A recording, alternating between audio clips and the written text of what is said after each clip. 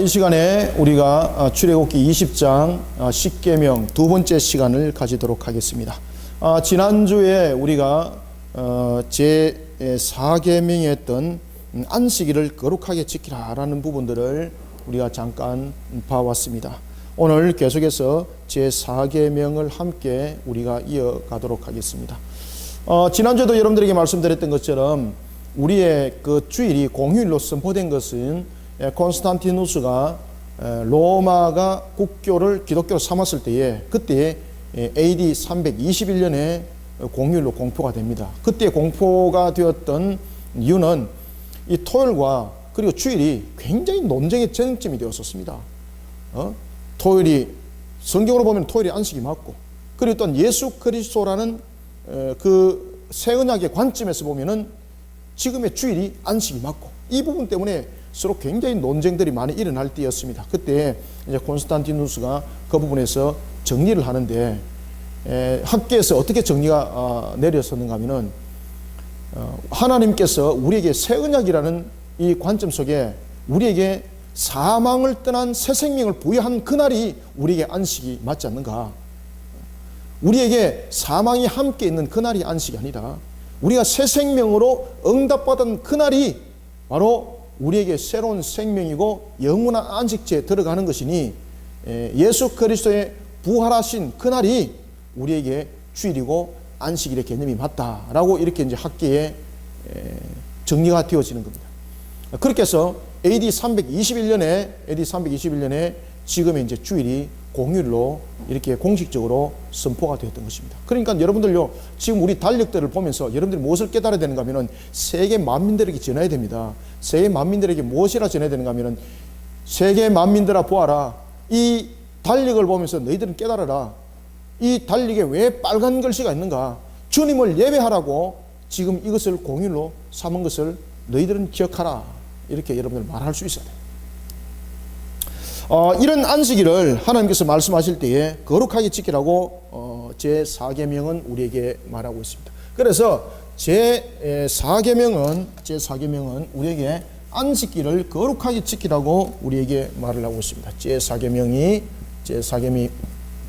우리에게 무엇을 말하고 있습니까? 안식일을 어떻게? 그렇죠. 그냥 지키라는 것이 아니라 여러분들 거룩하게 지키라는 겁니다. 안식일을 거룩하게 지키라는 것은 우리 자신이 거룩한 모습이 되어져야 된다는 이야기입니다. 그리고 특히 이제 안식일, 이 내용들이 어디에 담겨져 있는가 하면은 특히 출애굽기 20장에서 등장하는 이 안식일에 관한 내용은 이 내용들 자체가 무엇을 담고 있는가 하면은 창조론을 담고 있습니다. 창세기 내용들을 담고 있습니다. 우리가 첫째 날부터 여섯째 날까지 창조를 이루고 난 뒤에 하나님께서 제7일 날 안식을 하셨습니다. 그날을 우리는 안식일이라 라고 말하고 있습니다. 제7일이죠. 제7일. 이 제7일이 바로 안식일인데, 하나님께서 안식일 날 어떻게 우리에게 말씀하셨는가 하면은 쉼이라고 말하는데, 여러분들 이것을 쉼이라고 보시면 안 됩니다. 우리는 쉼 그러면 휴식, 단순하게 우리가 무슨 때로는 육신에 힘든 것을 쉬기도 하고 이런 쉼을 말하고 있는데, 창세기에서 말하고 있는 우리에게 안식은요, 샬롬을 말합니다. 이건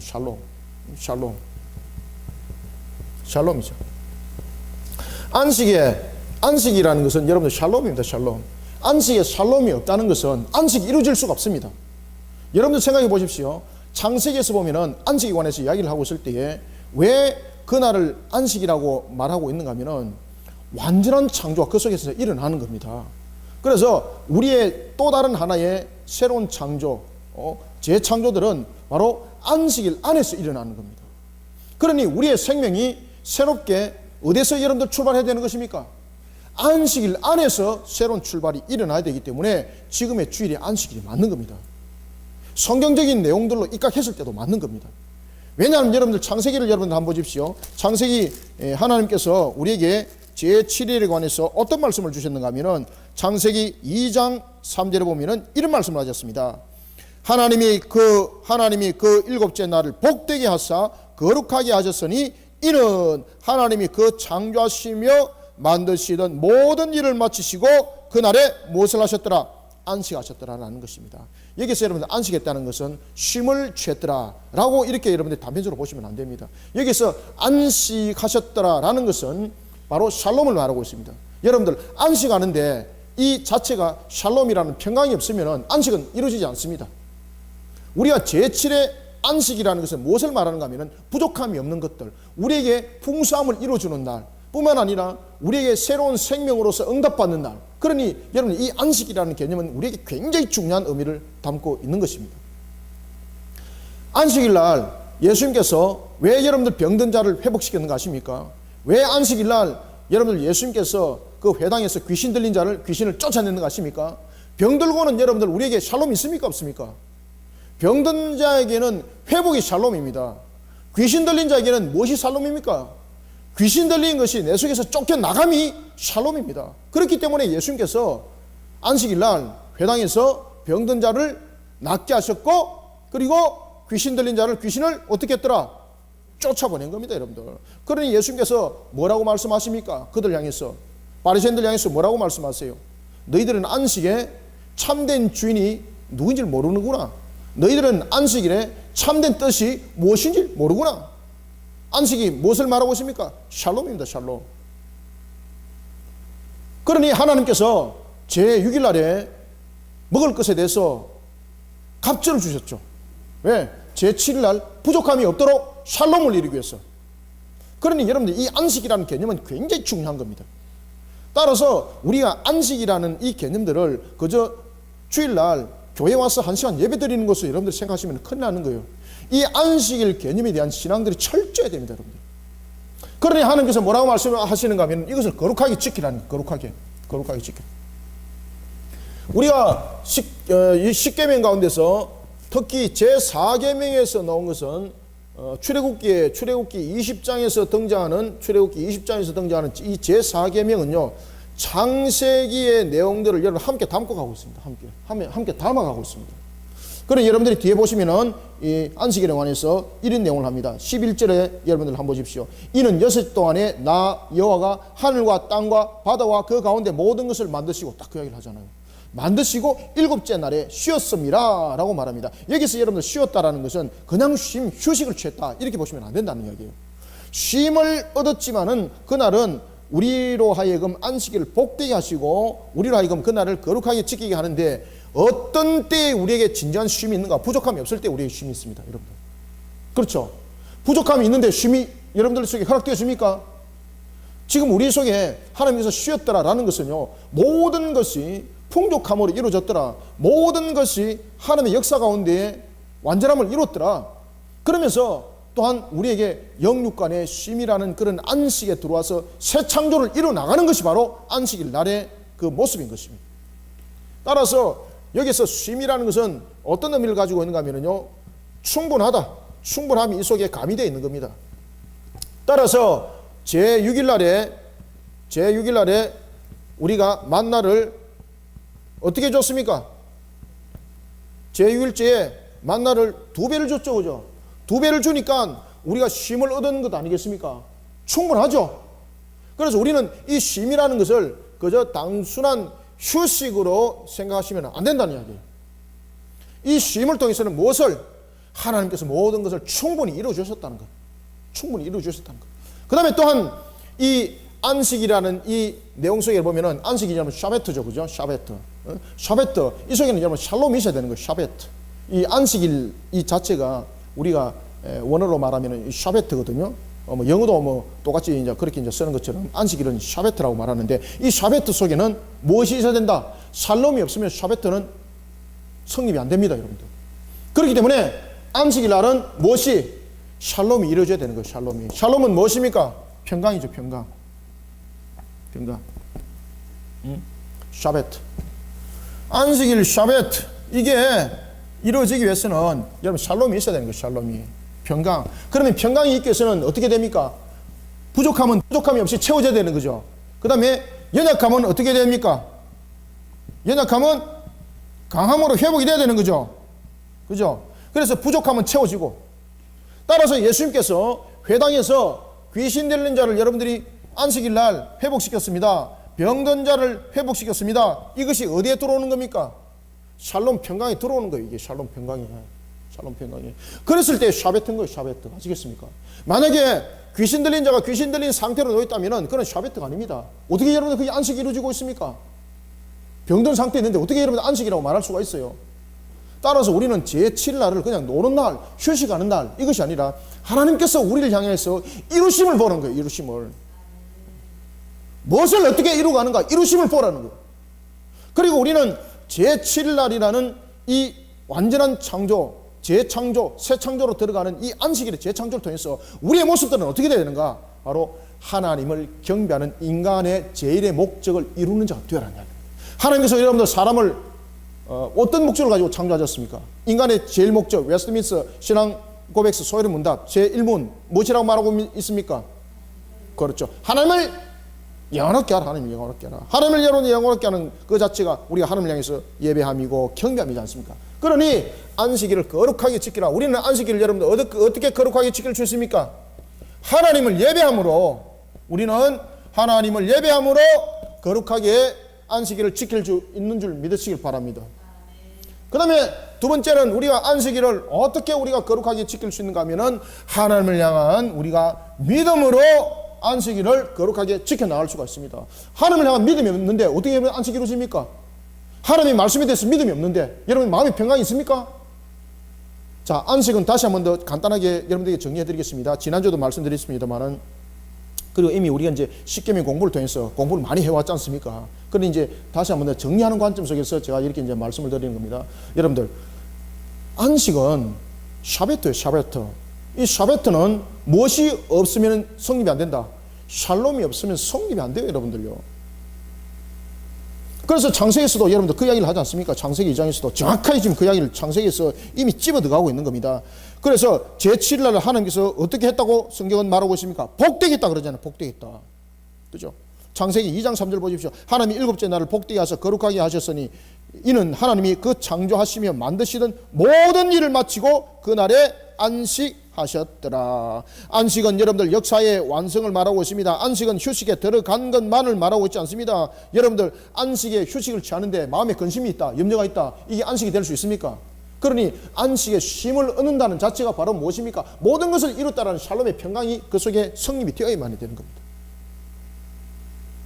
그러니 예수님께서 안식일의 정신을 바로 우리에게 세우기 위해서 안식일 날 병든 자를 회복시키게 치료하시고, 그리고 귀신 들린 자의 귀신을 쫓아보내면서 그 사람에게 샤베트의 본질적인 평강을 그에게 허락하시는 안식에 들어오게 하셨던 거예요. 그런 안식일 날 바로 우리에게 재창조의 새로움의 창조가 이 속에서 제7날 일어나는 거죠. 새로움의 창조, 새로움의 창조가 이 속에 함께 일어나는 것입니다. 자, 그러면은 이 제7날의 새로움의 창조들은 하나님께서 우리에게 어떻게 일으키는가 하면요, 창세기 1장 28절에 생육 번성 충만함이 계속해서 일어나는 것 속에서 제7 창조는 지금도 일어나고 있고, 또 하나는 하나님께서 우리의 영을 충만케 하셔서 우리를 날마다 새롭게 거듭나게 하시고 또한 우리를 이끌어 가시는 겁니다. 출애굽기 20장 이렇게 말합니다. 안식일을 기억하라, 거룩하게 지키라. 여섯 동안에는 힘써 일하라. 그리고 네 모든 일을 행하라. 여섯 동안에 열심히 일을 해야 될 이유가 있습니다. 이것은 현재적으로 저와 여러분들에게 주어졌던 내용인데, 하나님께서 우리가 열심히 일하는 것들이 우리의 두 가지가 열심히 일하는 것이 있습니다. 첫 번째는 우리가 열심히 일할 수밖에 없습니다. 그것은 우리가 이 안식일을 바라보면서 열심히 일하는 것을 통해서 우리는 두 가지를 바라볼 줄 알아야 됩니다. 열심히 일하라. 며칠 동안? 그렇죠. 여섯 동안 열심히 일하라. 그러면은 우리는 이 여섯 동안 열심히 일하라는 걸 통해서 우리는 두 가지를 여러분들이 기억하셔야 됩니다. 첫 번째는 이 노동에 대한 부분에 대해서 가시와 엉겅퀴를 우리는 기억하셔야 됩니다. 가시와 엉겅퀴가 여러분들 왜 우리에게 생겨났습니까? 이 가시와 엉겅퀴는 결국 여러분들 죄에 대한 결론이지 않습니까? 그럼에도 불구하고 두 번째 열심히 일하라라는 것은, 노동이라는 것은 하나님을 향한 거룩함을 이루어가는 하나의 노동의 신성성이 그대로 있다는 겁니다. 아시겠습니까? 신성성이. 우리는 자연을 그리고 자신에게 맡겨진 일에 대해서 최선을 다하고 열심을 다할 때 하나님 여러분들 기뻐하시래요. 오늘도 여러분들 우리가 열심히 일을 해야 될 것은 두 가지 이유입니다. 하나는 첫 번째는 우리가 이 땅을 살아갈 때에 하나님께서 허락하신 모든 과정들이 있지만은 그럼에도 불구하고 우리가 땀 흘려서 일해야 될 이유가 있습니다. 그러니 우리가 노동이라는 것은 꼭 가시와 은근키가 있기 때문에 있는 것이 아니라 이 노동을 통해서 우리는 가시와 은근키라는 이 죄를 돌아볼 수 있는 유일이 되어야 되는 것입니다. 하나님께서는 이미 우리에게 모든 것을 풍성함으로 이루어줬습니다. 그런데 에덴 동산에서 노동은 기쁨이었습니다. 그런데 이 땅에서 노동은 정말로 땀 흘림이고 고통이고 괴로움입니다. 그러나 그럼에도 불구하고 우리는 노동을 통해서 가시와 은근키라는 것을 통해서 우리의 죄를 돌아보되 또 그 속에서 무엇을 돌아봐야 됩니까? 하나님의 은혜를 돌아볼 줄 알아야 되는 거예요. 여러분들요, 가시와 은근키가 놓여 있지만은 하나님께서는 그 가시와 은근키를 통해서 열매를 또 주신다는 것을 여러분들이 기억하셔야 됩니다. 따라서 오늘 성경도 이렇게 말합니다. 여섯 동안 힘쓰라. 여섯 동안 힘쓰라. 여섯 동안 힘쓰고 네 모든 일을 행할 것이니라. 여섯 동안 여러분 무엇을 행합니까? 우리가 노동을 통해서 일들을 해나갈 때에 가시와 은근키를 통해서 우리의 죄를 돌아보고 그런 죄를 돌아보는 가운데서 여섯 동안 하나님의 은혜를 기억할 줄 알고 그런 가운데서도 우리를 통해서 이루신 하나님의 그 은혜의 열매를 통해서 우리는 오늘도 살아간다는 것을 여섯 동안의 열심히 일을 통해서 깨달아 아는 자들이 되시길 바랍니다. 6일 동안에 가시와 은근키를 통해서 자기의 죄를, 우리의 인간의 죄를 알지 못하고 이 속에서 주시는 하나님의 은혜를 알지 못하는 그런 자가 어찌 제7일날 하나님 앞에 거룩하게 나갈 수가 있겠습니까? 그렇죠? 그래서 우리는 열심히 일을 통해서 우리는 두 가지를 깨달아야 된다. 첫 번째는 노동을 통해서 가시와 은근키, 인간의 죄에 대한 결론이죠. 그럼에도 불구하고 하나님께서는 이 가시와 은근키에 무엇을 주셨다? 열매를 주신 거죠. 그죠? 하나님께서 인간의 죄로 인하여서 너희들은 먹거리 너희들이 알아서 만들어 먹어 이렇게 말하지 않았습니다. 가시와 은근키가 있을 것이다. 그러나 그 속에 너희들은 고통스러운 땀을 흘릴 것이지만은 그 열매는 누가 주십니까? 그렇지. 그러니까 하나님의 은혜 6일 동안 이런 죄악 가운데서도 하나님께서 베푸시는 은혜를 우리가 열심히 일하는 것을 통해서 깨달아 아는 자들이 되시길 바랍니다. 그런 자들이 복된 자들이에요. 그 다음에 두 번째는 노동을 통해서 하나님의 거룩하심을 여러분 볼 줄 알아야 됩니다. 노동은 우리에게 필요한 것입니다. 에덴 동산에서 노동은 여러분들요 똑같은 땀을 흘렸는데 얼마나 기뻤는지 몰라요. 얼마나 기뻤는지 몰라요. 왜 기뻤을까요? 그 당시에 노동은 에덴 동산에서 아담의 첫 번째 노동은 어떤 노동이었습니까? 자신의 수확물을 획득하기 위한 노동이 아니라 하나님 마음에 들도록 하기 위한 노동이었으니까 얼마나 기뻤겠어요. 그러니까 자연을 막 아름답게 가꾸고 따라서 두 번째는 우리의 노동을 통해서 거룩함과 신성성을 기억을 하라는 겁니다. 그러니 우리의 노동을 통해서 사람들의 노동을 착취하거나 그리고 우리가 노동을 통해서 자신의 사리와 사욕을 채린 것이 아니라 하나님께서 우리에게 베푸시는 것에 가꾸어 나가는 자신에게 허락하신 그 상황을 또 가꾸어 나가는 아름다움도 있어야 되는 것이고 그리고 자신에게 맡겨진 일에 대해서 최선을 다하면서 하나님께서 나에게 주신 것을 가꾸어 나가는 여러분들에게 직장이 맡겨졌습니까? 그럼 직장 속에서 최선을 다하십시오. 그것은 직장을 가꾸어 나가는 겁니다. 그때 최선을 다해서 직장을 가꾸어 나갈 때에 직장을 여섯 동안 어떻게 가꾸어 나가야 되겠습니까? 법도와 규례를 지키면서 여섯 동안 열심히 일하는 시간이 되시길 바랍니다. 지금 이게 안식일 개념에 이 개념들이 없으면요 제 6일 동안 열심히 일하라 이 말은 여러분들이 오해하시면 안 돼요. 6일 동안에 열심히 일하라 그러니까 야 그러면 세상 방법으로 타락한 속에서 열심히 일하고 그러면 제7일 그냥 교회 와서 예배만 드리면 되겠구나. 천만에 여러분 아니에요. 여러분들요 제7일이라는 것은 1일부터 7일까지 모든 것들이 거룩함이 되어야 되는 거예요. 모든 것들이. 그러니 여섯 동안 땀 흘려 일하라 열심히 일하라는 것은 이 내용들을 담고 있다. 아시겠습니까? 이거 잊어버리면 안 돼요. 여러분들. 그래서 나에게 주어진 직장이 하나님의 정의와 공의가 살아서 움직이는 그런 직장이 되도록 거룩함과 신성성을 여러분들이 갖고 나가야 되는 거예요. 정직성. 부정한 방법 다 쓰고 타락한 방법 다 쓰고 그러면서 그 6일 동안에 그 직장에서 열심히 일했습니다. 여러분 제7날 이 안식일이 거룩하게 지켜지겠습니까? 아닌 거예요. 그러니까 모든 삶들이 이와 같이 하나님을 향한 예배 삶들로 이렇게 이끌어 나갈 때에 6일이라는 개념을 여러분들이 잘 기억하셔서 이것을 무엇을 행하든지 항상 하나님께서 우리에게 주신 선한 의도를 잘 기억하시고 그렇게 열심히 일들을 하시기 바랍니다. 아시겠죠?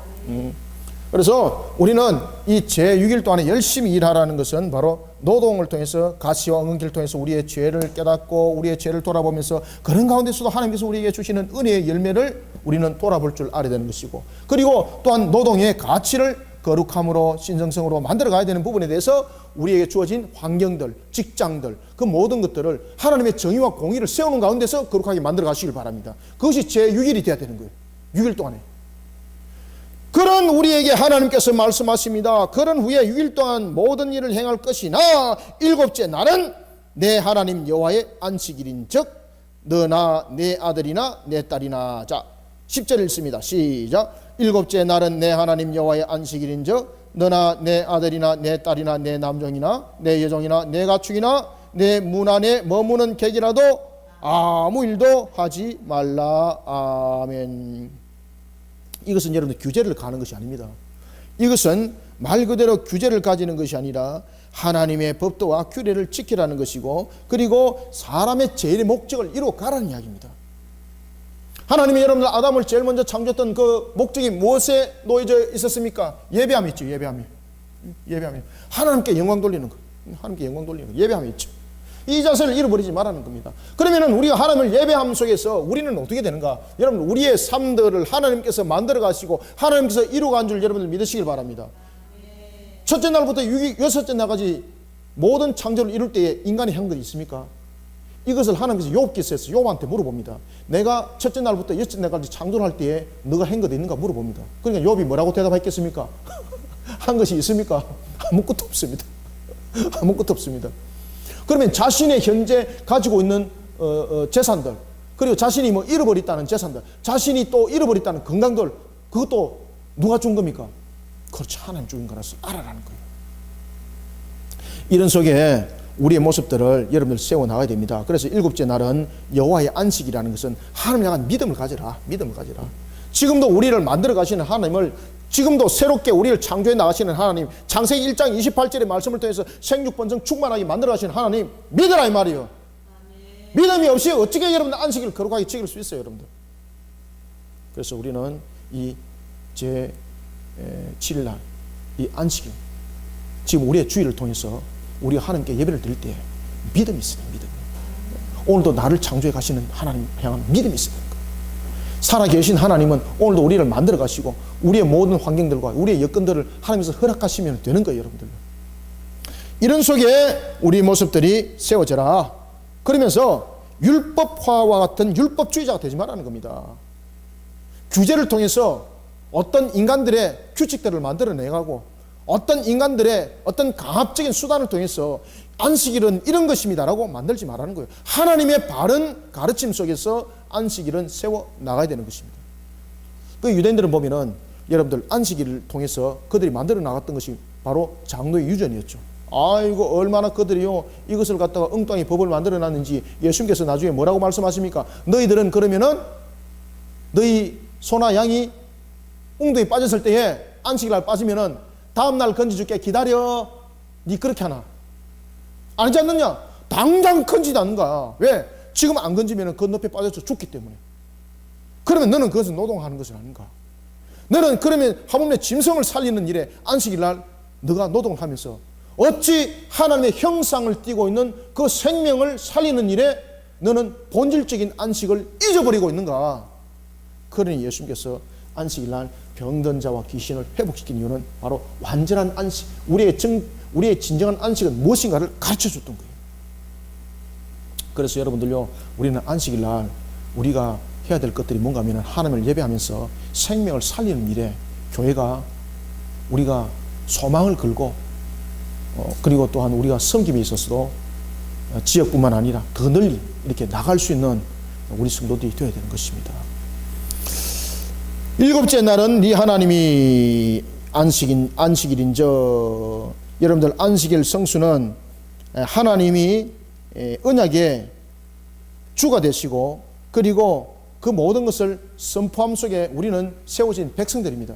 그러면 주가 되시는 그분이 선포한 그곳의 백성들은 당연히 따라야 되는 것이고 그 말씀에 순종하는 자가 여러분들 되어야 되는 것입니다. 이곳에 안식일 지키는 일에 있어서 어찌 여러분들요 이스라엘만 안식이 있습니까? 이 땅에 있는 모든 자들이 여러분들 안식을 다 지켜야 되는 겁니다. 주일을 지켜야 되는 것입니다. 이 땅에 있는 모든 자들이 불신자들뿐만 아니라 모든 자들이 믿는 자뿐만 아니라 불신자들도 여러분들도 주일날 하나님 향해서 예배를 드려야 돼요. 이것이 하나님께서 우리에게 세우신 법이에요. 법. 마치 우리가 주일은 마치 믿는 사람만 교회 가는 것으로 생각하고 있는데 여러분 착각하지 마십시오. 오늘도 성경에서 무엇이라고 말씀하고 있습니까? 네 아들이나 네 딸이나 네 남종이나 네 여종이나 네 가축이나 네 문 안에 머무는 객이라도 아무도 하지 마라. 모두 다 안식일을 거룩하게 지키는 그 자리에 세워 나가라는 것입니다. 오늘도 세상을 향해서 우리가 안식을 선포하고 주님의 안식 안에 완전히 들어올 수 있도록, 그리고 또한 우리의 완전한 안식은 예수 그리스도의 품 안으로 들어오는 거지 않습니까? 바로 새 창조. 지금의 새 창조는 무엇으로 주님께서 우리에게 하나님께서 이루셨습니까? 예수 그리스도 십자가지 않습니까? 예수 그리스도 십자가. 따라서 우리가 예수 그리스도 십자가에 들어왔을 때 우리가 새로움의 창조가 이루어지는 것이고 우리가 안식에 머물게 되는 겁니다.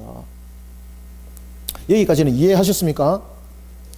11절 이렇게 말합니다. 이는 여세 동안 나 여호와가 하늘과 땅과 바다와 그 가운데 모든 것을 만들고 일곱째 날에 쉬었습니다. 자, 쉬었다는 것은 쉼은 우리에게 충분함을 말하고 있다. 그저 휴식만을 말하고 있는 것도 아니다. 충분하지 않는데 어떻게 쉼을 얻을 수가 있습니까? 그래서 제7일 안식일은 제7일 새 창조가 우리 속에 계속 일어나고 있는 것을 우리에게 설명하고 있다. 그러면 이 제7일의 새 창조의 새로움에 대한 창조의 계속적인 생육 번성 충만함은 누구로 인하여서 누구의 능력으로 누구의 역사로 일어나고 있는가? 하나님께서 이렇게 세워 주신다는 겁니다. 그것을 우리는 믿음의 눈으로 바라보면서 샬롬이라는 평강 속에 우리를 세워 나가야 된다라는 것을 여러분들 깨달아 아시길 바랍니다. 그래서 단순한 여러분들 우리의 그런 예배가 아니라 이 안식일은 굉장히 중요한 것입니다. 안식이라는 것은 우리가 살아나가는 하나의 기본적인 바탕의 근원을 이루는 중요한 날인 것입니다. 자, 여러분들 우리가 육신적인 측면에 한번 봅시다.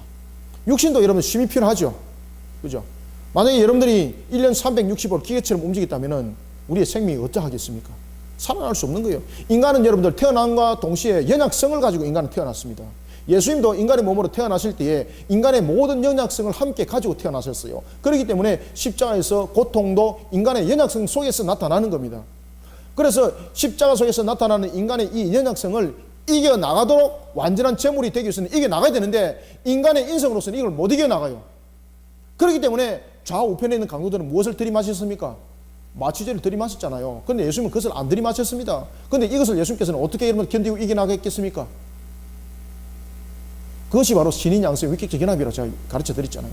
신성이 인성으로 하여금 그것을 견뎌나가도록 그리스도라는 인격 안에서 속성교통을 이루면서 그것을 만들어 가시는 거예요.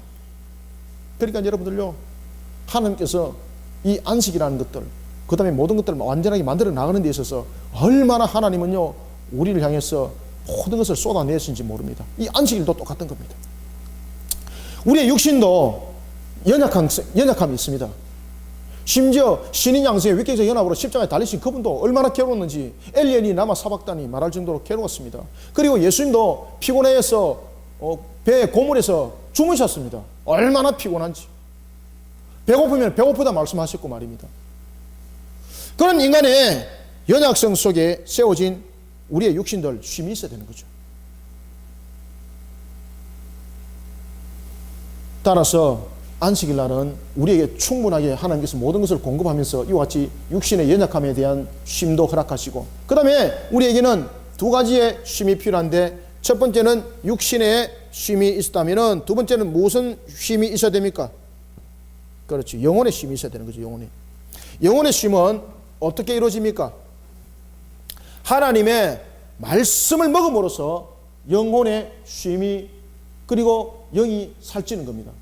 따라서 예배 가운데 나오는 우리 모습 속에서 안식일을 거룩하게 지키는 속에 하나님의 말씀과 법도와 규례를 따라서 이 모든 유기를, 그 정신을 정확하게 살리고, 그리고 제7일날 주님을 예배하는 우리 속에 하나님은요 우리의 영혼의 양식을 부어줘요. 따라서 예배 가운데 여러분들 하나님께 주시는 은혜의 양식이 여러분들의 영혼을 살찌게 만들어요.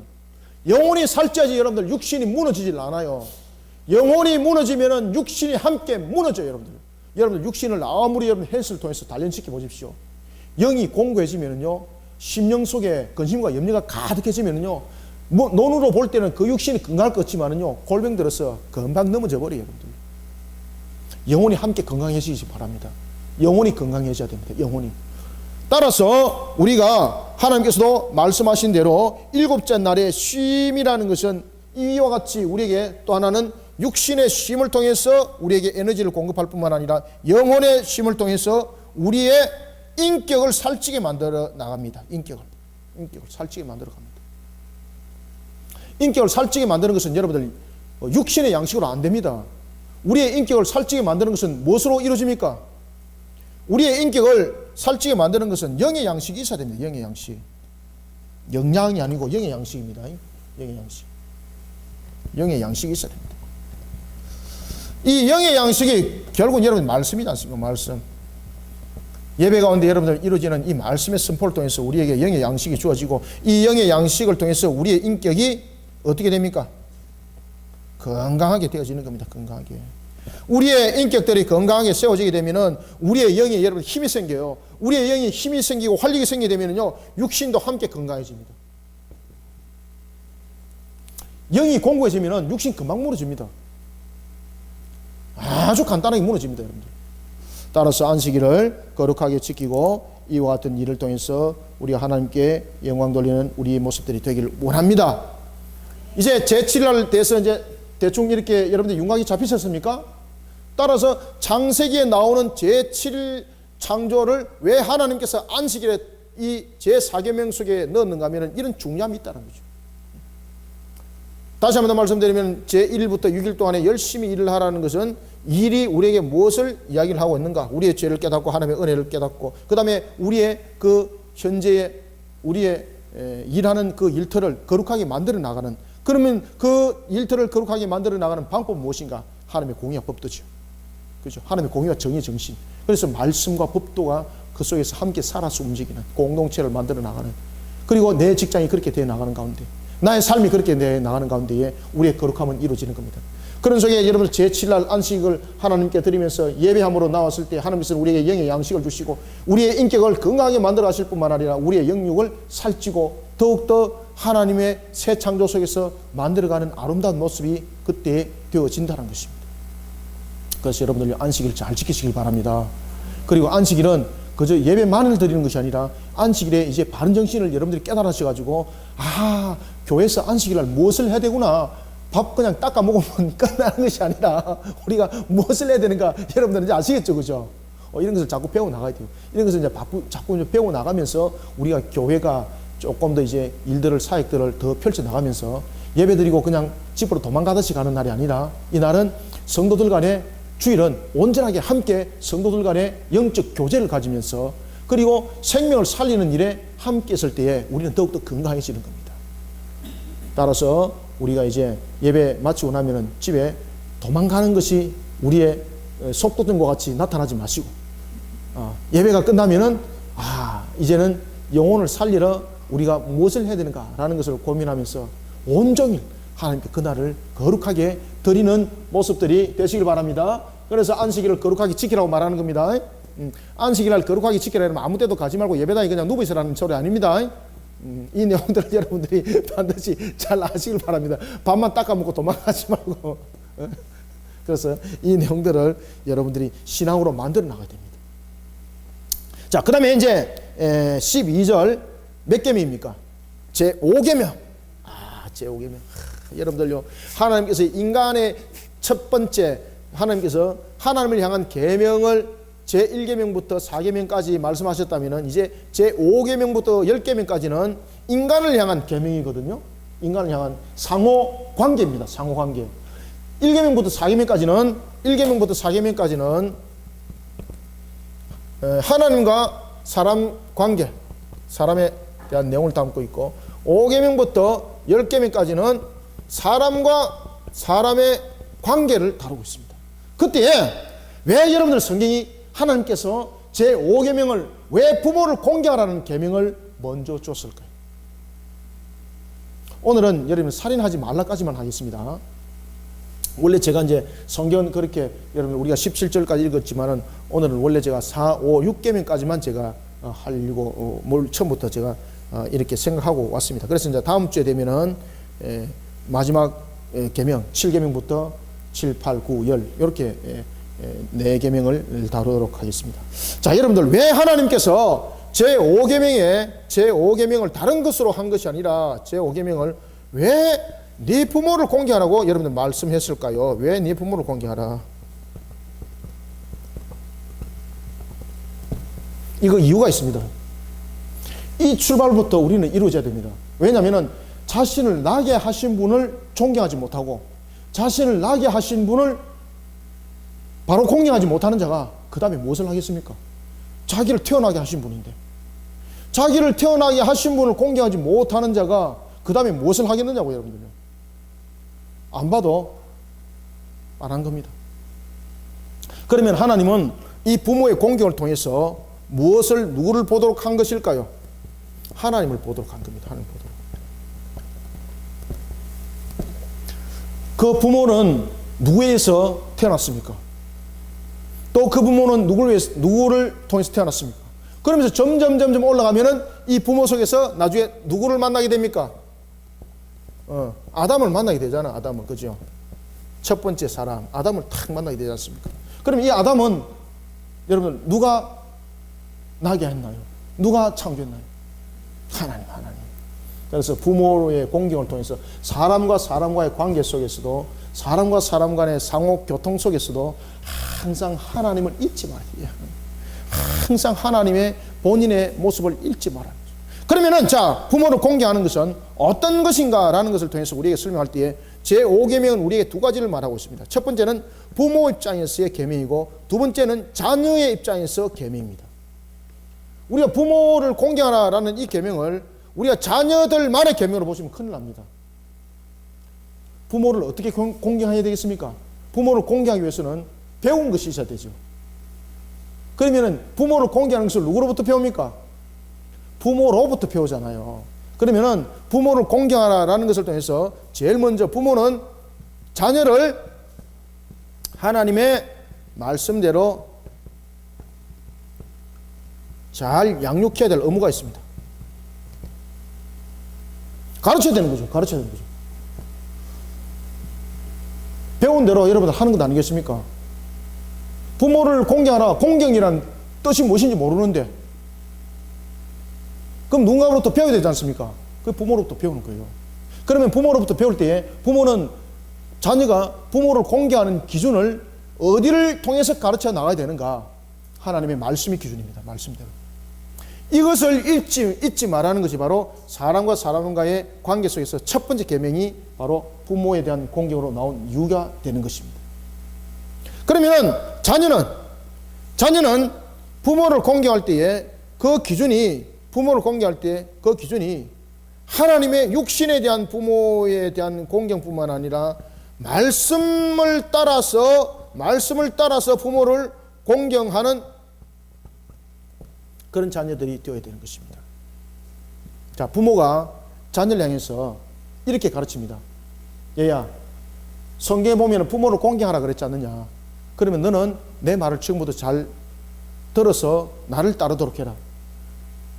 내가 너를 가르치마.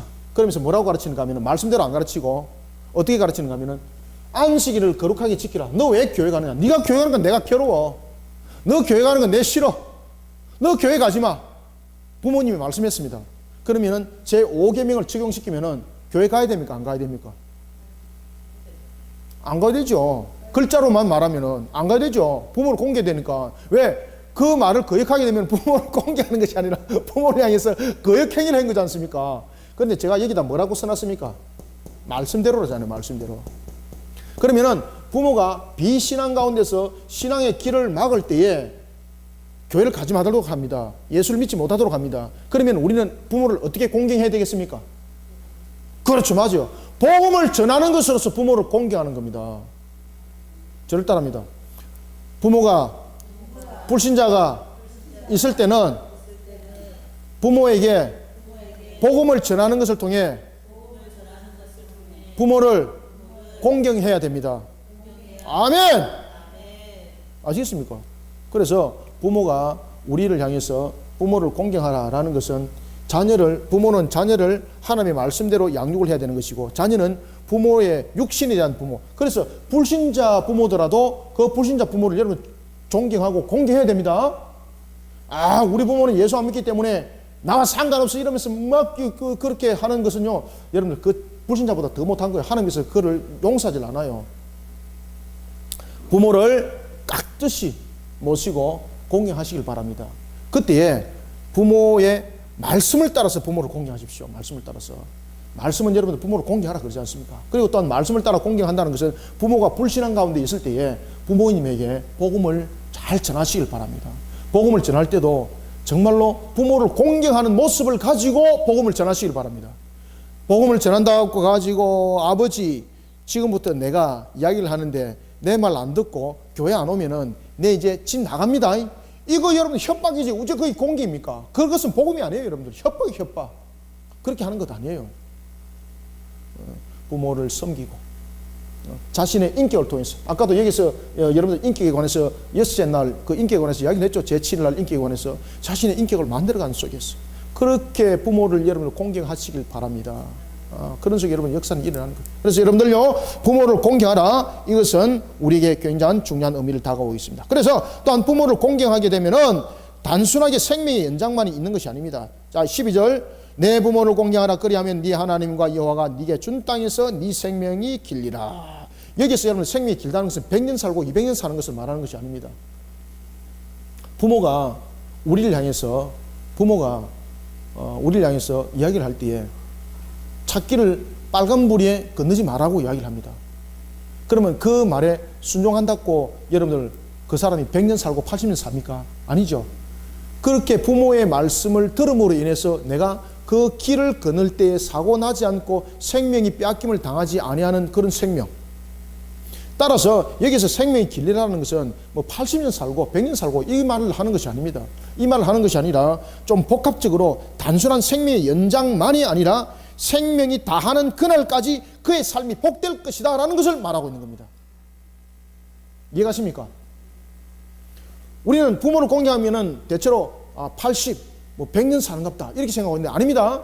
부모를 여러분들 공경해도 여러분들 60 사는 사람이 있고요, 50 사는 사람이 있고 그래요. 그래서 여기서 네 생명이 걸리라는 것은 단순한 생명의 연장만을 약속하는 것이 아니라 생명이 다하는 날까지입니다. 생명이 다하는 날까지 그 삶이 복될 것을 함께 내포하고 있는 거예요.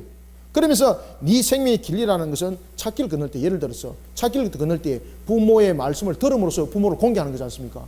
찾기를 건널 때 빨간불에 안 건넜습니다.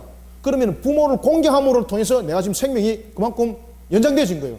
만약에 그 말을 안 듣고 빨간불에 건너다가 여러분 교통사고 나서 여러분 생명을 여러분 빼앗김을 당해 보십시오. 부모의 말씀을 듣지 않는 속에서 부모를 공경하지 않았습니다. 그러면서 자신의 생명이 거기서 중단돼 버린 거죠. 그러면서 부모에게 얼마나 큰 슬픔을 주는 거예요. 그건 부모를 공경하는 것이 아니죠.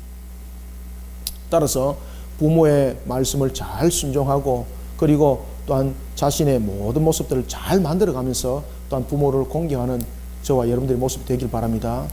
부모한테 근심 염려 끼치는 그런 자들은 부모를 공경하는 것이 아닙니다. 부모한테 가지고 아버지 다음 달까지 돈을 얼마 만들어 놓으세요. 안 그러면은 제가 아버지와 사이를 끊어 놓겠습니다. 그건 여러분 부모를 공경하는 것이 아니죠. 부모에게 협박하는 것이고 부모의 생명을 앗아가는 자입니다. 왜? 염려 근심을 통해서 그 영혼을 빼앗아가는 것이죠.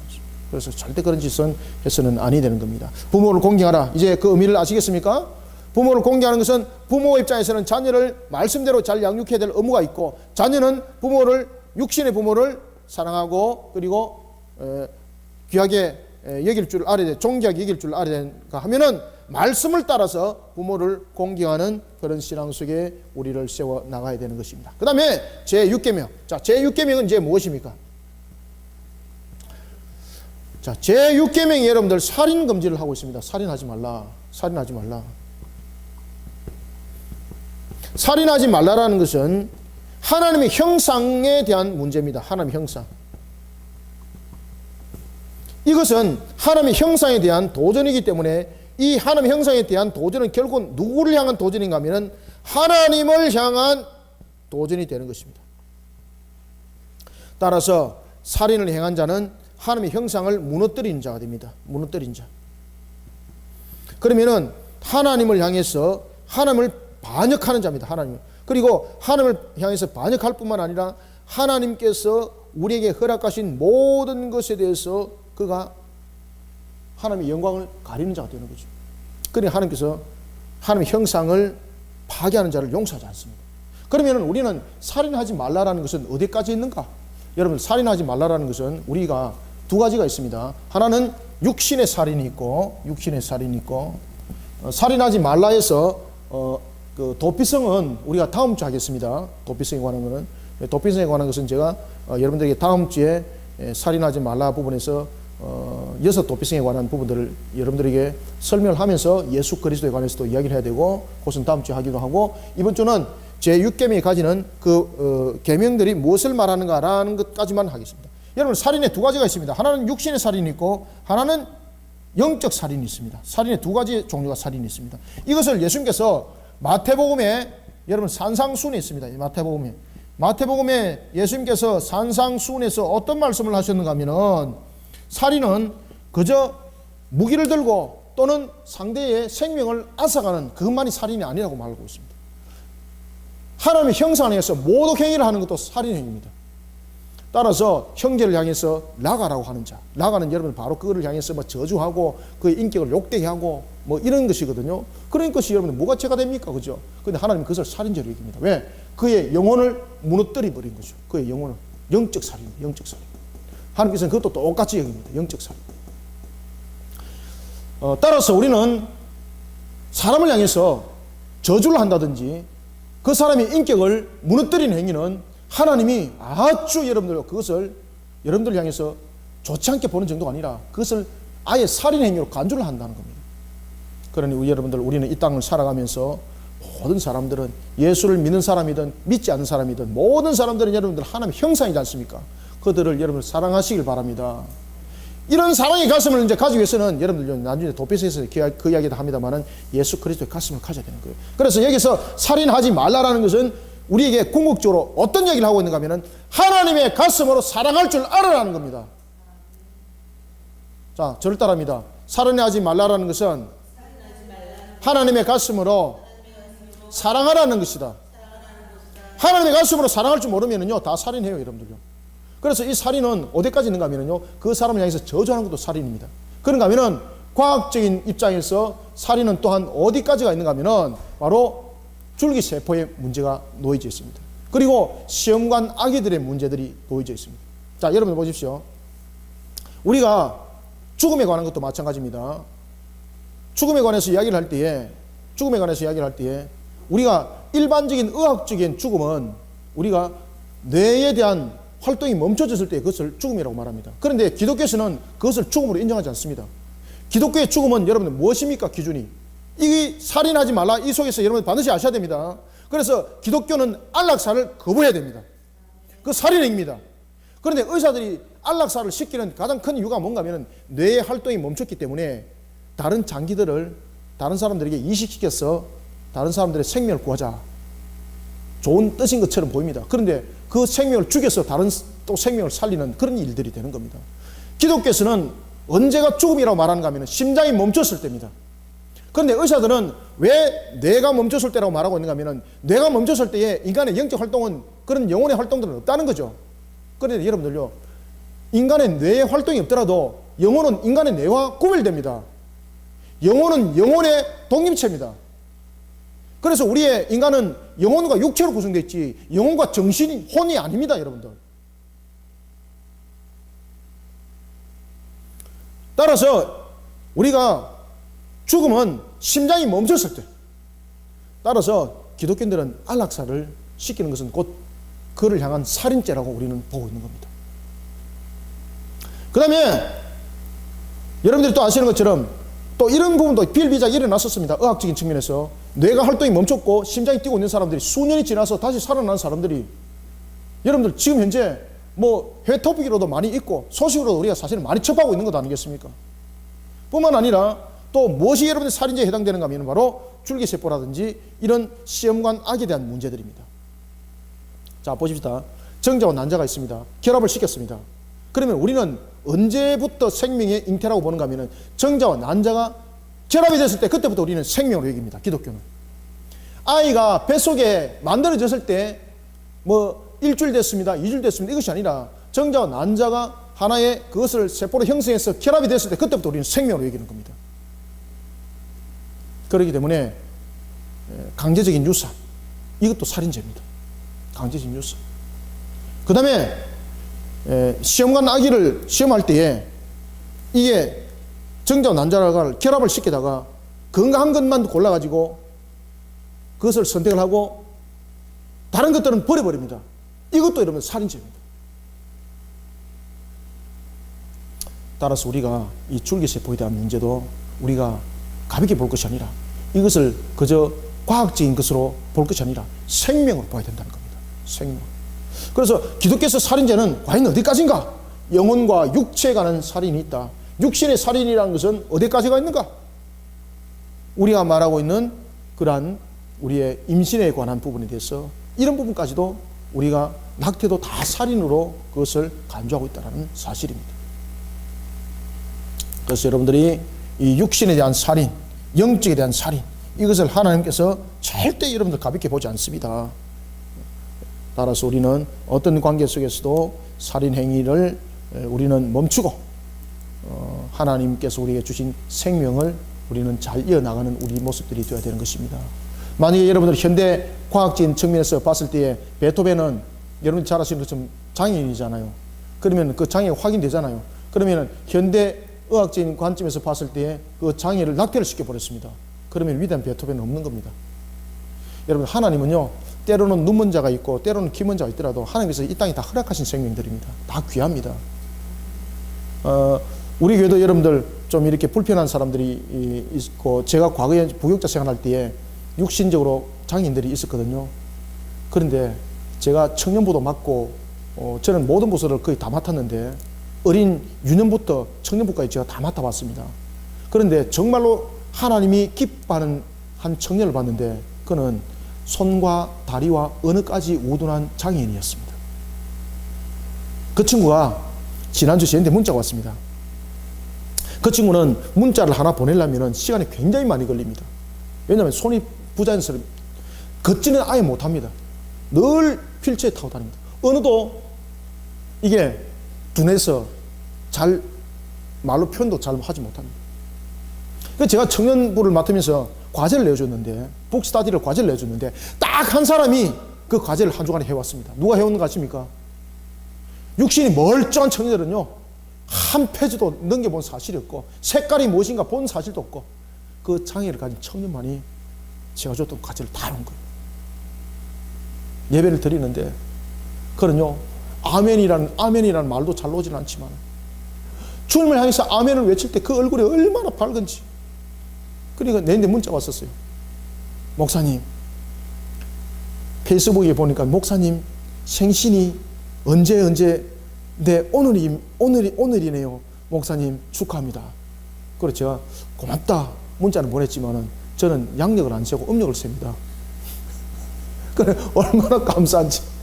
제가 생일이라고 문자 오는 청년은 그 어느 누구도 없고 우리 가족도 없고 딱 그 청년 한 명만이 계속해서 매년마다 오고 있습니다. 아무도 저에 대해 관심이 없습니다. 근데 그 친구는요, 제가 같이 기도했고 또 정말로 같이 마음을 토하면서 정말로 제가 신앙을 인도했고 그것을 그가 알기 때문에, 그래서 제가 우리 교회가 좀 이렇게 문턱이 없으면요 꼭 초대하고 싶어요. 제가 우리 교회가 문턱이 있으니까 그런 휠체어에 있는 장애 청년들이 못 오니까 제가 가슴이 제일 아파요. 그래서 제가 늘 그러잖아요. 교회 문턱이 없어져야 된다. 교회 문턱이 없어져야 된다. 그래서 지금 우리가 3층에서 예배드리고 4층에서 예배드리지 않습니까? 1층이 내려가야 되는 거예요. 우리 자체가 있어가지고 지금 이제 우리가 새 방에 있다 보니까 못 내려가는데 내려가야 되는 거예요. 여러분들 아시겠습니까? 그래서 그러한 자들, 그러한 청년들과 그러한 자매들과 마음껏 함께 예배드릴 수 있는, 그래서 정말로 생명이 얼만큼 귀하고 영혼들이 얼만큼 귀하는지 우리가 함께 호흡할 수 있어야 되는 것입니다. 살인하지 말라. 인격 살인도 함께 살인입니다. 오늘 이것을 여러분들이 상고 잘 묵상하시고 우리가 4계명과 5계명과 6계명을 잘 묵상하시길 바라겠습니다. 기도하겠습니다. 살아계신 아버지 하나님, 주님의 은혜를 감사드립니다. 오늘도 우리를 이렇게 세우시고 주님의 나라와 그 영광을 향하여 달려갈 때에 오늘도 살아계신 하나님께서 우리에게 주신 계명이 우리를 규제하는 규제법이 아니라 우리를 더욱더 영혼을 새롭게 하시고 우리를 새 생명 속에 하나님의 영광의 꽃이 되도록 우리에게 영광의 결실이 되도록 주신 계명이오니 오늘도 주신 이 계명을 삼가 잘 지켜 주님의 꽃을 활짝 피워나가는 우리 모두가 되게 도와주시옵소서. 우리의 무지를 아시는 하나님, 또한 우리의 연약함을 아시는 하나님, 참으로 우리의 또한 부족함을 아시는 하나님께서 모든 것들을 만들어가는 완전한 안식 속에 우리를 세워주시고 또한 우리가 인격을 존중한 속에 하나님의 형상을 바라보며 오늘도 주께서 주신 모든 생명들을 귀하게 여기는 주님의 사랑하는 가슴을 또한 가지게 하여 주시옵소서. 부모를 공경하는 것을 통해서 또한 우리가 주님을 바라보게 하는 자 되게 하여 주시고 부모를 공경하는 것을 통하여 하나님께서 우리에게 말씀하시고자 하는 그 기본적인 뜻이 무엇인지를 새롭게 알게 한 또한 한날이 되게 하시니 감사합니다. 부모를 통하여 우리가 또한 자녀를 돌아보는 부모가 되고 또한 부모를 통하여 부모뿐만 아니라 하나님을 돌아보면서 주님 앞에 영광 돌리는 걸음을 걷기에 부족함이 없는 신앙으로 우리 또한 세워 달려가게 도와주시옵소서. 오늘도 우리에게 거룩한 안식일날 하나님을 향하여 경배하며 예배드리는 한날 우리에게 또한 새 생명으로 모든 것에 충만에 이르는 하나님께서 샤베트의 샬롬으로 응답하시는 한날 되게 하시니 감사합니다. 오늘도 이 계명을 삼가 잘 지켜 주님 앞에 영광된 걸음을 세상 가운데 빼낸 자로서 세상 속에 구별된 자로서의 걸음들을 세상 사람들에게 밝혀 전가하는 걸음을 걷게 하여 주시옵소서. 예수님의 이름으로 기도드리옵나이다. 아멘.